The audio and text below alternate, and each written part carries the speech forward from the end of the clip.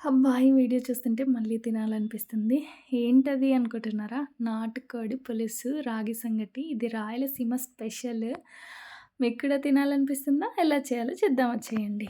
నేనొక మట్టి పాత్ర తీసుకున్నాను. అందులోకి ఆనియన్స్, పచ్చిమిర్చి, కరివేపాకు, అలాగే అల్లం వెల్లుల్లి పేస్ట్, ఉప్పు, పసుపు ఏసి బాగా ఫ్రై చేయాలి. అవి ఫ్రై అయిపోయిన తర్వాత మనం చికెన్ గూడా ఏసేసుకోవాలి. ఇది నాటుకోడి చికెన్. అందులోకే కరివేపాకు, కొత్తిమీర గూడా ఏసుకొని కాసేపు ఫ్రై అవ్వనిచ్చిన తర్వాత ఇందులోకి నేను కొబ్బరి, మిరియాలు, చెక్క, లవంగాలు, కొత్తిమీర పేస్ట్ వేసేసాను. అలాగే కారం పొడి, ధనియాల పొడి కూడా వేసి కాసేపు ఫ్రై అవ్వనివ్వాలి.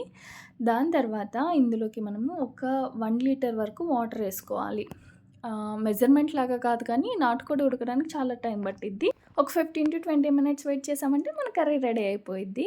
సో, నేను రాగి సంగటి ఎలా చేస్తాలో మన ఛానల్‌లో పెట్టాను. ఒకసారి చెక్ చేయండి. Thank you so much for watching.